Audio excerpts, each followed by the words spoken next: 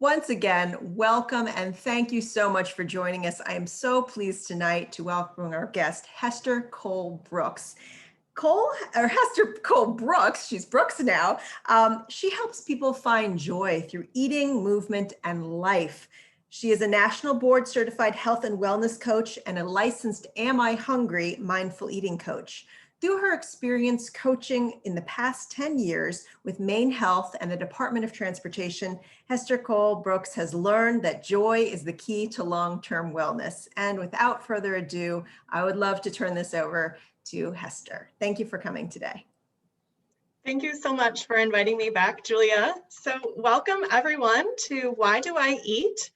And I wanted to do this presentation tonight because so many of us are struggling with our eating and our relationship to food all of the time, but especially during this pandemic. And so many people I've talked to have mentioned that food is just an ongoing trigger, whether it's for boredom or stress, or either we're at home all day with full access to food and we're triggered by the news and the ups and downs of good news, bad news. Or maybe we're out and about and we're busier than ever. So tonight's talk will be about a couple of main topics. One of them is when we're not hungry. We may not be hungry, but we really want something. We're not quite sure what that is sometimes. Sometimes that urge hits around 2 or 3 or 4 in the afternoon. Sometimes it's in the evening after dinner. And we just know that we want something. We don't quite know what it is sometimes, and we think it might be in the refrigerator, the freezer, the cabinet, etc. The second topic we're going to talk about is some of the most common physical, environmental, and emotional triggers. And I'll explain what a trigger is, and we'll talk about how do we identify from knowing our triggers, how do we identify and meet some of our true needs. So if you registered, I think Julia, did you send out the worksheets? Yes, I sent out the worksheets with the reminder email today. And again, if anyone needs those, I'll just try to email me. upload them in the chat if I'm able to. I'll try that. Okay. Sometimes it works and sometimes technology gets the best of me, but we'll try that. And I'll be giving you 2 worksheets, the ones that Julia emailed out, that will help you to identify what some of your triggers are and what some of your true needs are. And if you're taking this course to learn personally, you'll be able to use this personally. You'll also be able to share this with people you know. So either people you work with or family or friends that may be struggling with eating when they're not hungry. So lots of exciting things to cover. And as Julia said earlier, please feel free to type questions in the chat at any time. So the situation we're going to talk about first is when you ask yourself, am I hungry? And the answer is very clearly no. Your stomach is not feeling hunger. It's more hunger in our heads. And this isn't a bad thing. This is just differentiating from when we need fuel, when our belly is empty and our blood sugar is low. That's what we call physical hunger. And then what I call head hunger is this concept of we're not physically hungry, but we want to eat something. So that's what we're going to be talking about. So say you're not hungry, but you want something. I'd love to hear from you in the chat window. What types of foods are you usually craving? If you're not hungry, but you want something, what do you typically crave? So go ahead and go over to the chat window and type in something that you crave. It can be either a full category of food, a specific food, a food group, anything like that. We're seeing salty stuff, carbs, sweets, quick carbs, nuts, chips, cookies, cake, anything with sugar, sweets like ice cream. And what do you notice is in common with all those foods? Like, am I gonna go, if I'm stressed, am I gonna go out and like light up the grill and marinate something and put in a lot of effort and go cook it? Or am I just gonna eat something that's very quick? It seems like most of these foods are easily accessible. They don't have to be prepared or cooked. They're already ready to go. Things like ice cream, chocolate, all kinds of things. So I just want you to notice this is neither good nor bad, but when we are not truly hungry, we typically will reach for things that are available in a split second. You know, we're not going to wait 10 minutes to prepare something. Usually it's something we want to grab really quickly. So thank you all for all those contributions. It's really great to know that, you know, sometimes we crave salty things, sweet things, carbohydrates. Most of the time, if we're not truly hungry, we're not going to crave like fruits and vegetables or proteins or some of those foods that typically we'll reach for when we are hungry. Okay, so what is a trigger? It's kind of like a light switch. It's powerless unless it's activated. So a light switch is always there on the wall and we have to flip on. So a trigger is something that initiates a sequence. So if you are pausing and becoming more aware or more mindful, you are more likely to recognize the presence of a trigger. So for instance, you can become more in charge of how you respond when you stop and just hit the pause button and notice, instead of sort of acting on autopilot. We've all like driven home from work and forgotten to stop at the bank because we were on autopilot. You know, we drove home safely, there was no issue, but we totally forgot to do some errand like stopping at the bank. So we want to get out of autopilot and into what I call mindfulness, or you know, being consciously aware of what we're doing. But we get to decide what we do. So I just want to mention, I'm not saying if you're not hungry, don't eat. That's not what I'm saying. If you're not hungry, you have many options, and one of them is to eat anyways. But that's sort of another class. So one of the things that I wanted to cover is the different types of triggers. And I love how somebody said, I think I'm hungry almost all of the time. Yes, that's a really good question to ask me at the end. I have some thoughts on that. And somebody else said, when I'm not eating, I'm thinking about what I'm going to eat next. Yes, so this idea, we're focusing on food 24/7. We are just either focusing on what we're going to have next, or focusing on what I'm not having, you know, what I'm restricting. That's very, very common to go back and forth between, you know, either thinking about food all the time or thinking about what food you're not going to have all the time. So triggers for eating when we're not hungry usually fall into three main categories, and you can have one of these, two of them, all three at once.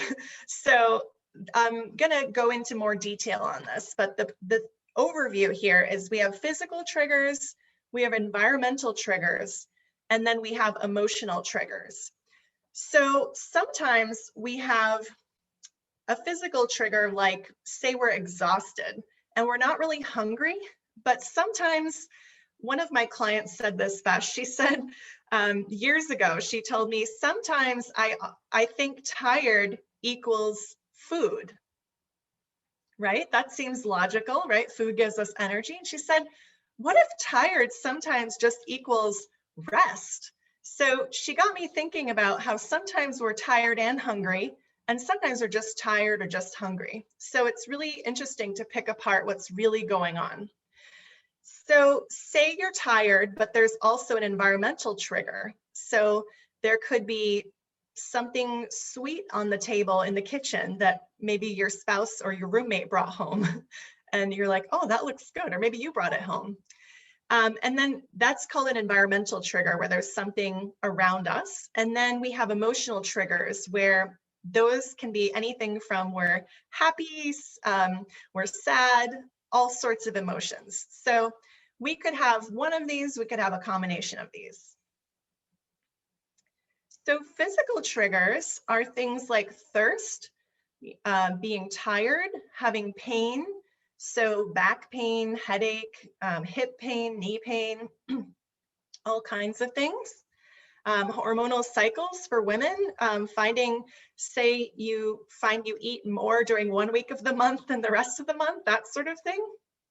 Having specific cravings that are not perhaps due to hunger, but due to hormonal changes. Medications and medical conditions. So these all fall in the category of physical triggers. It's something in our body. So when we experience physical triggers, we want to think about what is our true need.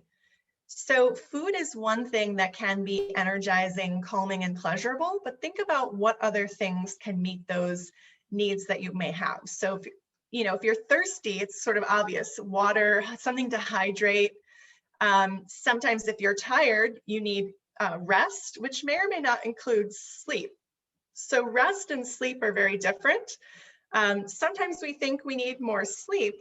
However, it can be difficult to sleep when we spend every waking minute, trying to be productive. Sometimes we just need some downtime or some rest, or permission to be unproductive and to read a magazine, take a bath, those sorts of things. So if you're in physical pain, sometimes a warm bath can be really nice. Some movement, either something like range of motion, or flexibility like yoga, or even walking, getting outside, maybe laughing, sometimes putting on some comedy, going onto YouTube or something like that and finding something that makes you laugh. So these are some examples of ways to meet our true needs when we have physical triggers. So I'd love to hear in the chat window, what are some of your physical triggers? Which of those did you identify with? And somebody said boredom is a trigger. We're going to get to that. Boredom is one that I've put under the emotional category, but we're going to talk about that, definitely, boredom. So somebody said fatigue, thirst.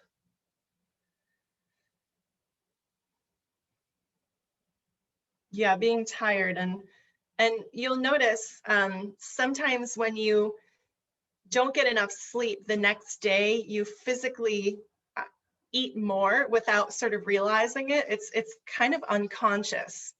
Some of our sleep hormones, our sleep cycles affect our hunger hormones. Leptin and ghrelin are two that kind of get off kilter when we don't get enough sleep. So what happens is our system is telling us that the hormone that tells us to eat, ghrelin, the go hormone, is like eat, eat, eat. And leptin is supposed to tell us we're full, but leptin is kind of like still asleep. So we end up having our hunger on overdrive, and our fullness is sort of non-existent. It's not telling us we're full. Okay, so we have some great triggers here. Rushing around, yes. Fatigue, anxiety, Facebook, anxiety, Graves' disease, anxious, yeah. So if you're anxious when you haven't eaten for a long period of time, so that could be actual physical hunger. So that would be different than like we're not physically hungry, but we just want to eat. And then somebody said 24/7 caregiving. Absolutely. So you're probably exhausted in that situation, right? So let's think about some environmental triggers. So some of these could include things like time. So it's time to eat, it's meal time. Maybe everyone else in the family is sitting down for food. Perhaps it's a particular season of the year. And in the winter, we crave things like hot chocolate, or in the summer, we might want ice cream, or there may be certain foods we associate with different seasons or certain holidays. So the more novel a food is, the more we tend to want to eat a lot of it, because we think this isn't going to come around until next year. Even if you can make turkey and mashed potatoes any day of the year, we think we're only going to eat this on Thanksgiving. So the sight or smell of food is another big trigger. So for instance, there's a candy dish somewhere in somebody's office, either where you work or where you go see the dentist or doctor. Seeing other people eat, whether it's in person or on television or on an advertisement. And then think about pre-COVID times. Think about going to like a buffet, or going to somebody's wedding, or going to a big party. There's a lot of food around, and somebody said, I'm on the seafood diet. I see food and I want to eat it. Yes, that's what the environmental triggers are. Julia, were you going to add something? Oh, I was just thinking, as you were saying that, I wonder, do you think this is a condition that has significantly increased with, the popularity of social media? I've seen a lot of people write into the chat about how seeing food on Facebook or being on Facebook or Instagram or any of these, we spend so much time on social media now and online during the pandemic. There's just so many images of gorgeous looking food all the time. So your question is, do I think this has increased Yes, do our, you think that the fact that we're bombarded with food imagery all day long, because people are spending more time on social media, has heightened the amount of environmental triggers from that particular source? I think we're bombarded whether we're out and about or at home, because if we're out and about, like somebody just mentioned, the potato factory in Belfast that always smells delicious, right? Or have you heard of bakeries like pumping the smell of the brownies and the baked goods out onto the sidewalk to draw people in? So this is like an ancient, you know, uh, trick here. For lack of a better word, people know that environmental triggers exist, whether or not they've labeled it as an environmental trigger. Advertisements work because it's the sight of food. So the sight and smell, whether it's on a screen or in person or driving by, we have Wass's hot dog. Think about going through Wiscasset and you stop and see how many people are in line at Red's Eats, to get their food. So it's always around us, whether we're on a screen, if we're at home, we're like looking for that external stimulation sometimes, so we're on social media more. Some people aren't, but I think it's coming at us from all angles for sure, Julia. It's in person, but it's also on a screen. So let's look at a few of these other environmental triggers. Dealing with food is a big one, especially grocery shopping and cooking. So that old saying, don't go to the grocery store hungry, is because of the environmental trigger. It's going to be luring you to those quick foods. If you go to the store hungry, you're probably going to eat some of those things that everybody mentioned at the beginning of the talk when I said, what do you crave when you might not be hungry, but you want something quickly? It's usually things that are already prepared. And then sometimes we associate food with certain people. So whether it's, sitting down to watch a movie with our family, or whether it's, getting popcorn at the movies, those kind of things, or maybe every time you see your granddaughter, you bake brownies or cookies or something like that together, and you begin to associate each other with food. And then this one has decreased, I would say, during the pandemic, this entertainment one. However, it's still there. Even if we are just hanging out with our immediate family, there's sometimes still this association with entertainment always has food, or whenever we have a celebration, there's food. When we have a wedding, there's food. When we have a funeral, there's food.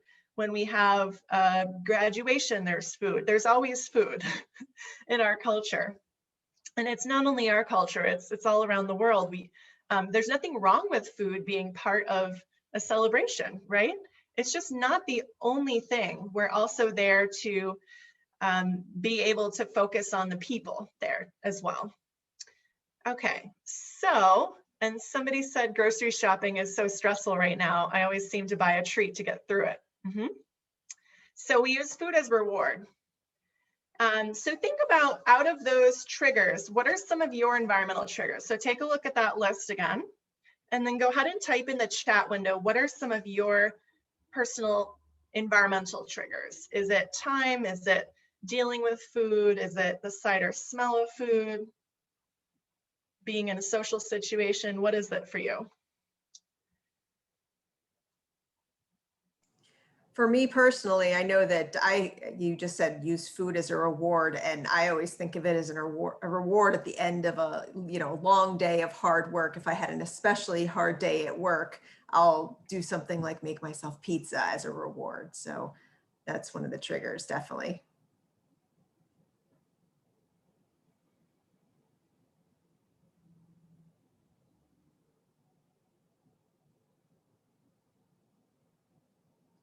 So we have a lot of great things in the chat window. Julia, do you want me to read those, or are you going to?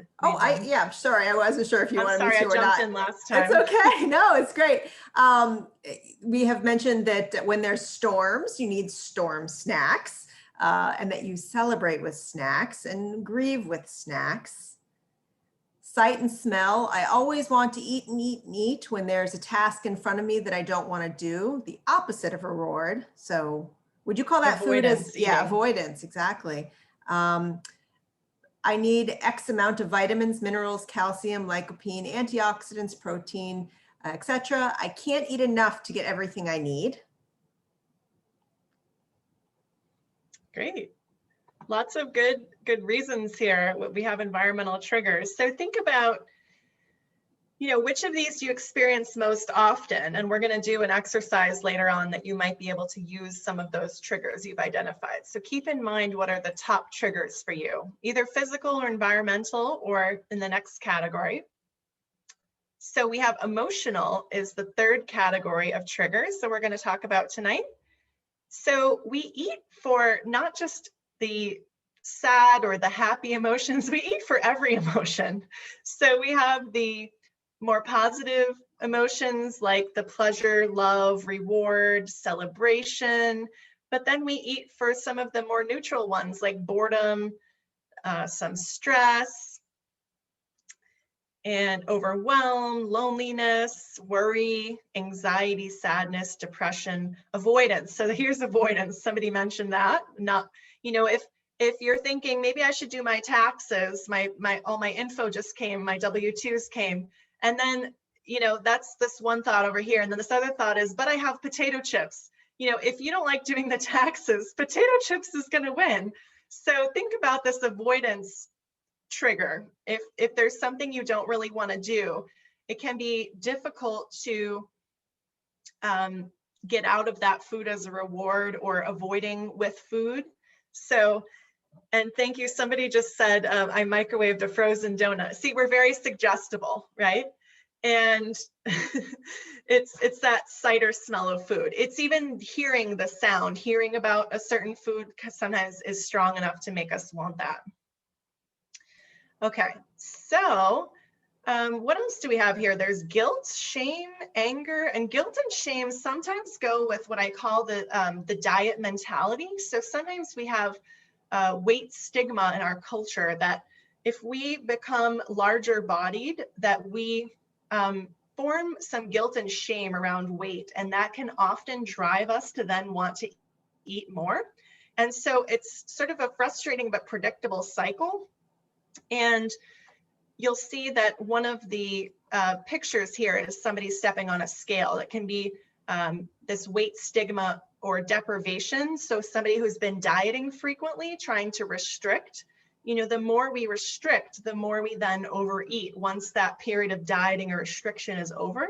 So this is also a whole nother talk.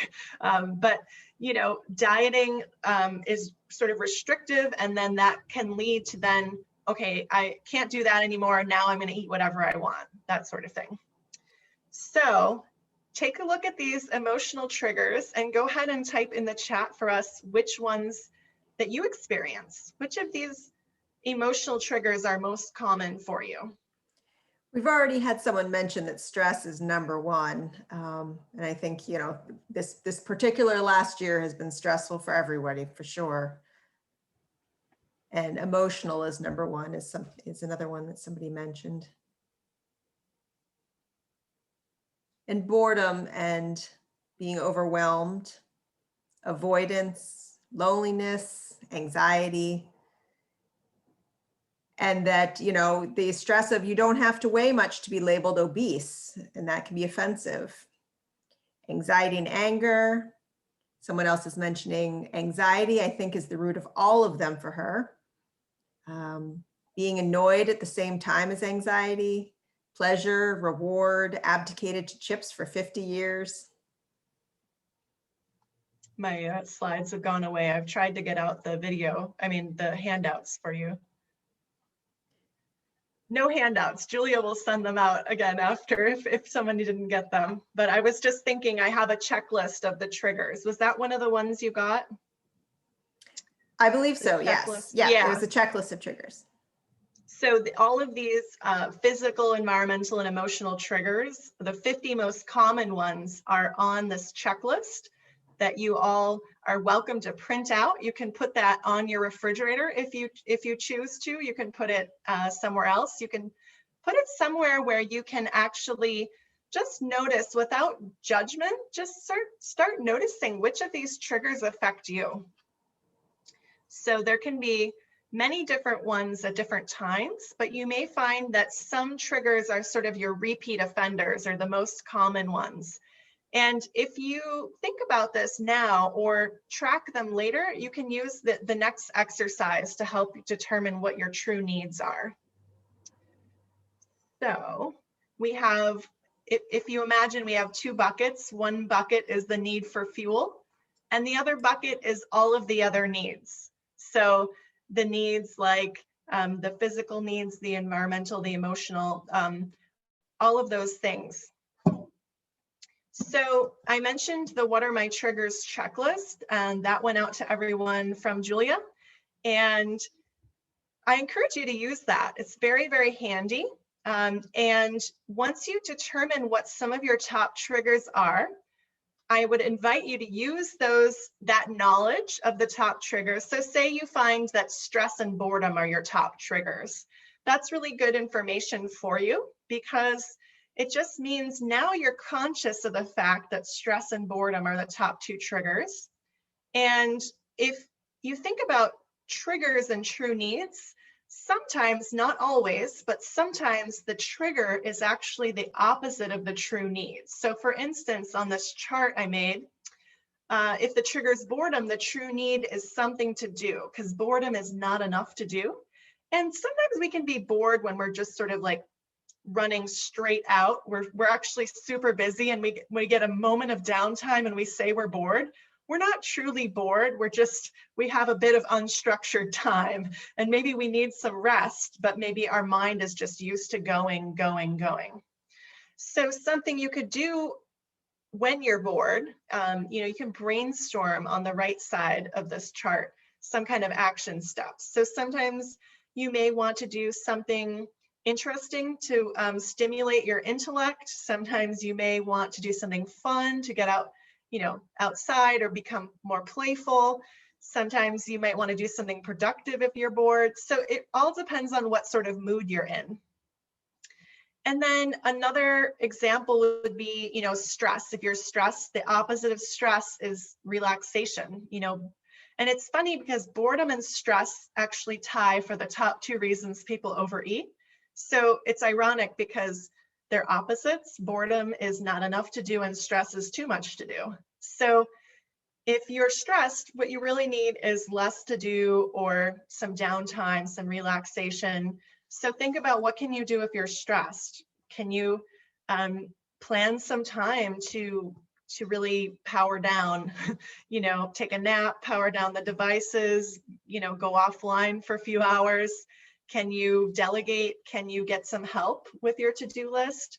Or if you're lonely, not enough companionship or friendship, social time, interaction, that sort of thing.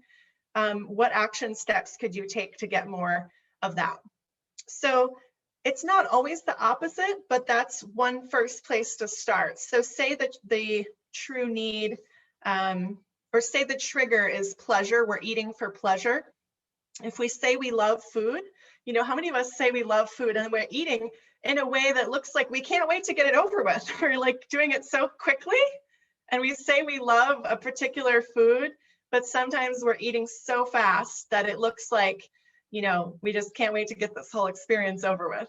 So sometimes if we're eating for pleasure, think about what else in your life brings you joy or pleasure besides food, so you can ask yourself questions like that.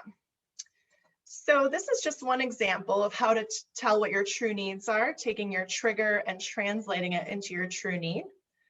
Does anyone have some examples of how they could translate their trigger into a true need? Feel free to share in the chat if you would like to.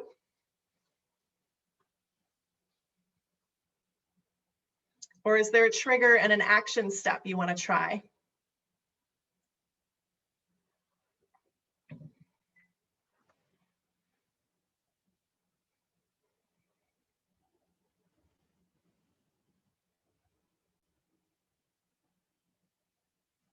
Julia, I think you're muted. Oh, sorry. Someone just wrote in that they think that pausing is a good one. Like stop and think it through. I often have people make, in my 8-week workshop, we'll make a sign for our refrigerator and that says pause, or, you know, stop, are you hungry? You know, or is this a false alarm? Somebody put that on one of their signs, which I thought was funny. Someone else has mentioned whoops, it went away. My feeling is rushed too often, true need to slow down. Action would be planned differently. I think my trigger is not making the time to be, not making the time to be prepared. Stress, I usually try a brisk walk.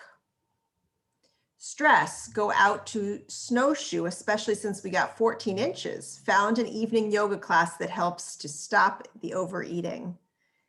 Yes, and again, I welcome you all to any of our evening classes on Tuesdays and Thursdays. If you need a distraction or some stimulation, we're always here for you. Lots to learn every Tuesday and Thursday.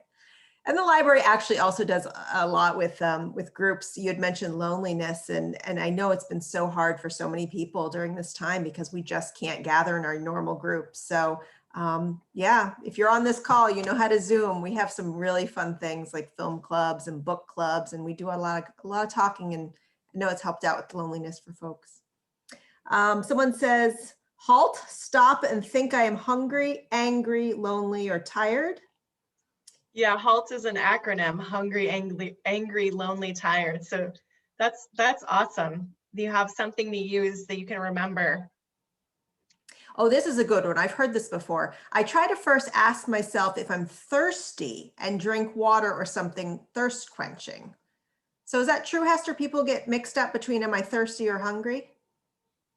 I would say yes, sometimes. I think another thing that happens is we're told if we're hungry, just drink a glass of water first and see if it goes away. And that sort of reinforces like that dieting mentality of like, you know, try to eat as little as possible, which I think isn't useful. But I think it is true that most Americans, we are chronically dehydrated. We don't tend to get enough water. And that's probably why we also have high rates of like, you know, chronic inflammation and pain and those types of things. So sometimes, you know, I've heard that many instances of pain can be reduced by being well hydrated. So I think it is an important thing. And it also, for some people, triggers like being on a diet or something sort of restrictive or negative. So ask yourself, what if you need to drink more water? Yeah, maybe that would be really good for you. And another person says, I ask if I am tired and need a nap. And again, you had mentioned earlier, the same person about the caregiving 24/7. So yeah, I imagine that's great that you have that recognition to stop and ask yourself if you just need a nap.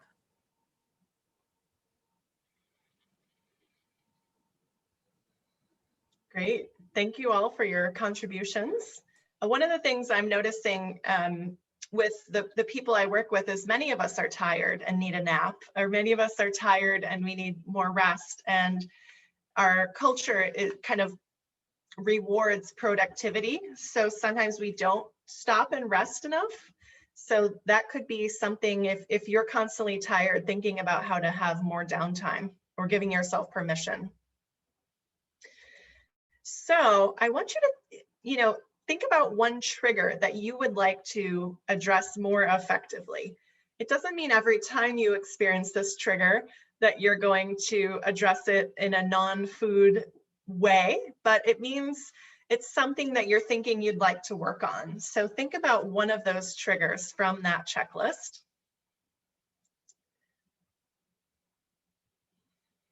In the meantime, someone said, I heard that your body can't tell the difference between hunger, thirst, and tiredness. Is that true?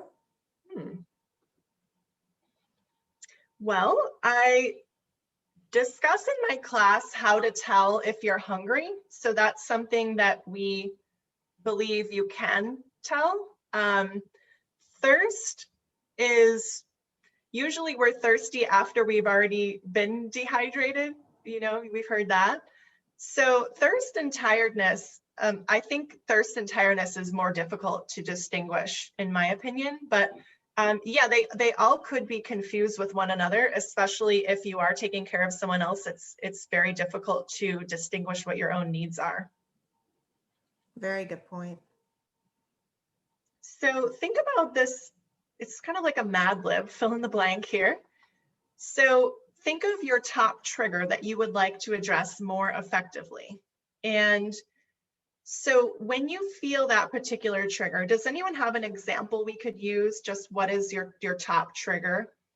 And I can sort of demonstrate how this works.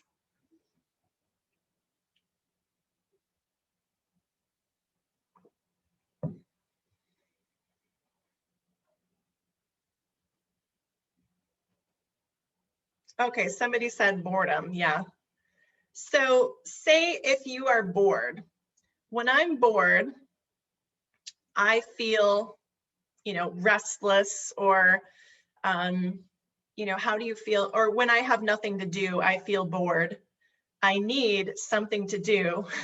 I will work on my art project or, whatever it is that you've determined is a good solution for your boredom. It could be doing something productive, doing something fun, doing something interesting, getting some social time. You have to experiment sometimes with what works well for you. So I'm going to go over a couple of the other examples. Somebody said sad. So maybe when I hear bad news, I feel sad.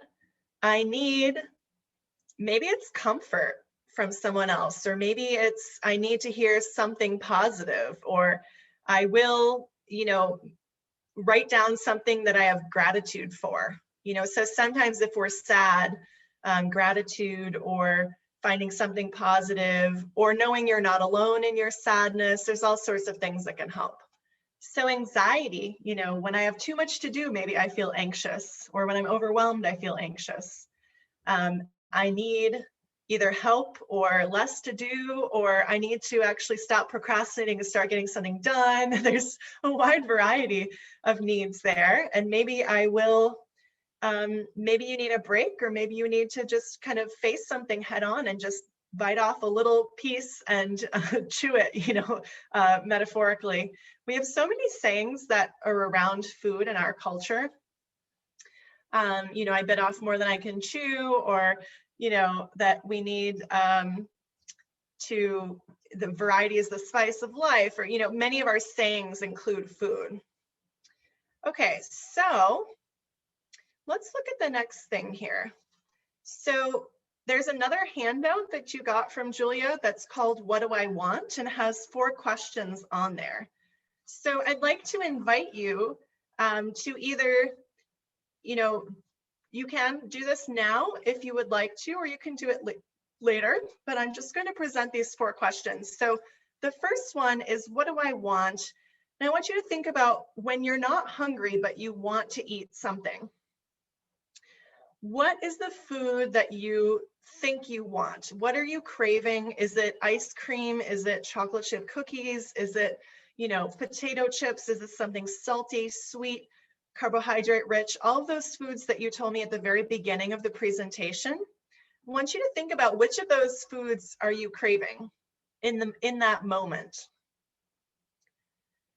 And so you would write that down, that particular food. And then the next question, you're asking yourself, what do I really want? So say you think you want ice cream, but what do you really want? Maybe you want someone to pay attention to you. You've been alone all day. Maybe what you really want is, some companionship, or maybe it's just to kick your feet up and put them, to lay on the couch and put your feet up. Maybe you've been doing things for other people all day. And then the third question is, how would having that food, that ice cream, the whatever it is you want, how would having that make you feel? Does that make sense? So, would you feel loved? Would you feel appreciated? Would you feel relaxed? Would you feel content, happy? And so we're trying to extrapolate, what is the feeling we're hoping to get from that food? Because if we're not hungry, it's really hard to fill, a void with food that food can never fill. So think about how would having that food make me feel? And this is really the crux of this exercise, is identifying how would having this food I'm craving when I'm not hungry, how would that make me feel? And then how else can I experience that same feeling? And it doesn't mean we're never going to eat chocolate when we are sad, or we're never going to, reach for potato chips when we're angry. You can notice how certain foods go with certain emotions. Sometimes if we're angry, we want that crunch. It's that, like, I'm biting down on something. Or when we're wanting to feel loved, we naturally reach for sweet things. Think about when a baby cries, a newborn baby, they cry and they're usually given warm, milk, right? And perhaps like a hug along with that. So we learn from this very young age that this sweet, warm, delicious milk is comfort. And it goes along with, feeling comforted, feeling snuggled, or maybe we never had that. And so we're seeking that, So think about how else can you experience that feeling? Hester, I had a question. So I know that I've heard in the past that some foods have a particular chemistry that they can actually give you a sensation, a temporary euphoria almost. So it's not just the act of eating it, it's the chemistry of the sugar or the dark chocolate or something that is giving your body a physical, pleasurable experience. Can you talk a little bit more about that? Do you know much about that at all? Well, there's definitely certain foods that can help us maintain a good mood. So, things like there's foods that are recommended when you're experiencing a low mood or depression or those kind of things. There's some foods that make us feel good in the short term, but then we kind of crash. Like sugar might make us have this sugar buzz in the short term, and then we're kind of anxious or angry, or it kind of dips, and then the benefit sort of goes away. Things like chocolate help us. It has magnesium in it, helps us to kind of mellow out, it's a feel-good hormone, or there's a feel-good effect from eating chocolate. We all know this, otherwise we wouldn't crave it so much. There's foods like turkey has tryptophan in it. It makes us sleepy, that sort of thing. So there's definitely certain foods that do have a physiological response in our body, but there's also foods, those food associations. So think back to the slide about the environmental triggers, and many of these food associations start when we're young. So think about when you were under age 10, which foods did you associate with reward? Like, say your parents told you eat your vegetables or no dessert, or that sort of thing. And we've had some people comment that yes, that they'd feel warm and comforted while eating, but then terrible afterwards, or the next day experience inflammation and pain from it. So just that stopping to think, how will this really make me feel, is helpful. Yeah, I have a saying, to eat to feel good, not to be good. And it comes from eating to be good. It comes from a dieting mentality. Like, I'm eating in a restrictive manner. I'm going to be good. I'm not going to have any sugar, or not going to have any of this or any of that. And that is hard to maintain. it's difficult to maintain. But if we think about eating to feel good or moving our bodies, you know, exercise or movement, moving our bodies because we want to feel good, or eating because we want to feel good is a more long-term motivator.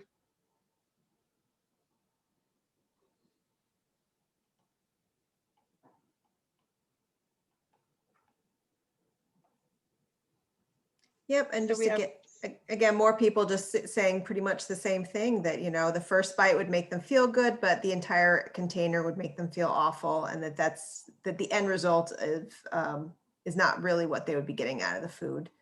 mm-hmm. Yeah, sometimes the reasons we start eating are not met by the food. So this void, where we have a void that food can never fill, and we don't realize that until half of the, you know, gallon of ice cream is depleted. You know, and then we're like evening out the row, or evening out the row of Girl Scout cookies. Or once we've eaten half the bag, sometimes we're like, well, we might as well eat the whole thing. We'll hide the evidence. You know, nobody will know. How am I going to explain this half-eaten bag of cookies? You know, so I think these are some really important points that we brought up. So if you felt this was helpful to you, I think making a sign for your, you know, environmental reminder, so to speak. We have environmental triggers, and then we have a reminder.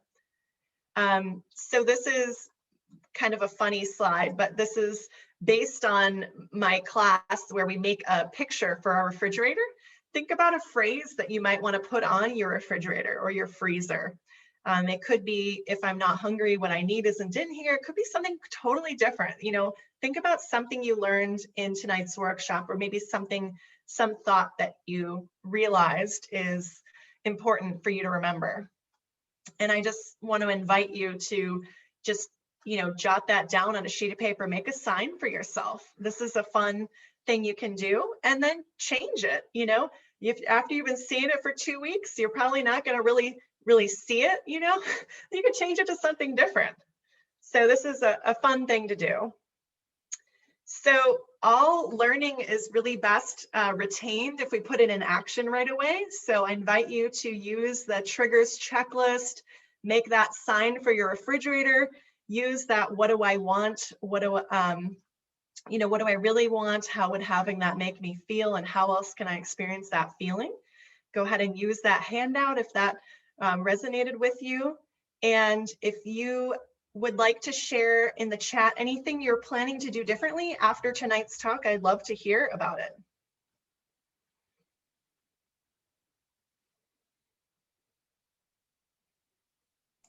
One of the viewers has mentioned, I had abdominal surgery 2 years ago that apparently damaged nerves, for I do not feel physical hunger and often don't eat until I feel really depleted. Any tips? Mm-hmm. Yeah, so if you don't feel physical hunger, and this can happen for quite a variety of reasons. Some people's hunger cues are suppressed due to previous disordered eating, or maybe not having enough food, or, you know, there's so many reasons we don't feel hunger. One thing that can help is trying to experiment with the amount of time you need between each meal, and just literally setting a timer, saying, okay, it's been 3 hours, 2 hours, 4 hours, however long it takes you, and, you know, starting to eat something. Another person says, I'm going to get out a notebook tomorrow and plan all of my meals and afternoon snack for the coming week. So it seems like, again, writing is a topic that I'm seeing come up a lot. Someone else has mentioned, I have started tracking my food each morning and I find I tend to eat less. I think just the sheer act of stopping to write down that list that you just went over, the, you know, asking ourselves those 4 different questions. I think just that creates the pause that you mentioned, and it sort of forces you to process it if you're stopping to write. Someone else has mentioned, I tracked my food intake for 2 months and lost 30 pounds and felt great.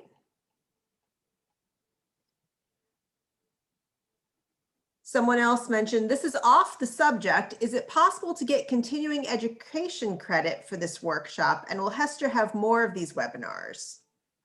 That's been an interesting question. I think I'm not currently a continuing education provider, but if you send me an email, I'd love to know more about how to do that. And as for more webinars, I do have an 8-week class coming up that actually starts February 9th, so next Tuesday. That would be a full 8-week class for people that want to dive into this in more detail. So that would be the next opportunity. And I imagine we'll have Hester back at some point too. Yeah, and I would love to come back. We've been talking about perhaps doing like a yoga nidra meditation or, something else. Some guided meditation or something like that, helping us all work on better ways to cope and relax. Writing the food plan has been suggested as a positive method forever. The food plan is one thing, but unless I'm prepared all of it ahead of time, I will eat a full meal while cooking and then eat what I cook. And, if meal planning doesn't really appeal to you, or if you've tried it over and over again and it's just not working, try something different. Think about, if cooking isn't really something that is sustainable for you, think about the idea, what could I have on hand that I don't necessarily have to cook, but that would feel appealing and healthful to me? Can I bring a variety of items to work or have them at home, things that don't necessarily have to be prepared. So maybe you have some yogurts and then you have frozen blueberries in the freezer and you throw that in and some nuts, or I don't know, things that don't necessarily need preparation. Someone else has written, I love improv, dancing, would love to talk dance sometime. I wonder if that person meant take dance. I'm not sure if they meant talk dance or take dance, but that's funny because Hester is actually, you're a dance teacher as well, aren't you? Well, for any other questions, feel free to email me. I'm going to put my email in the chat box. So talk about or others, anyone who would like to talk more after this, feel free to email me. So I am so excited to hear some of these ideas you have for reinventing the way you look at food and, doing something differently that you learned tonight, or something you realize that might be asking to be done differently. So anybody have some questions that we haven't already addressed? Is there questions that we haven't gotten to? We'll give it just a moment to see if anything types into the chat box.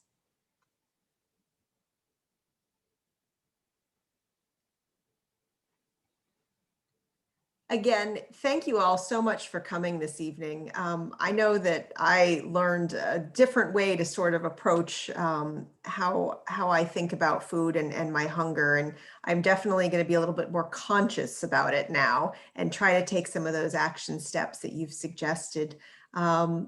For the rest of you who've joined us this evening, again, I want to remind you we've recorded this. So if you think this is a helpful program and you'd like to share it with someone, you'll be able to find the recording on the Camden Public Library Program's YouTube channel. And we're having some folks writing in now saying that it was great and thank you. Someone else has mentioned Mediterranean meal planning and portions. All right. Hester, thank you so much once again. I really appreciate you doing this talk for us tonight, and I look forward to having you back again in the future. Thank you so much, everyone, for investing your time and energy to be here. And I hope you got something out of it that you can use right away.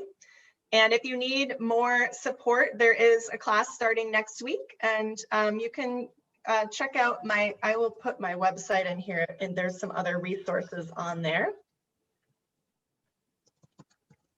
And also, if for some reason you didn't get those handouts, go ahead and email me back. I'm the person who sent you the link. I'm happy to resend those items to you. All right, and that's www.hesterkohlwellness.com. Thank you again. And if you have questions we didn't get to address, or you want to ask me a question individually, feel free to send me an email. All right, have a great evening. Bye-bye, everyone. Bye.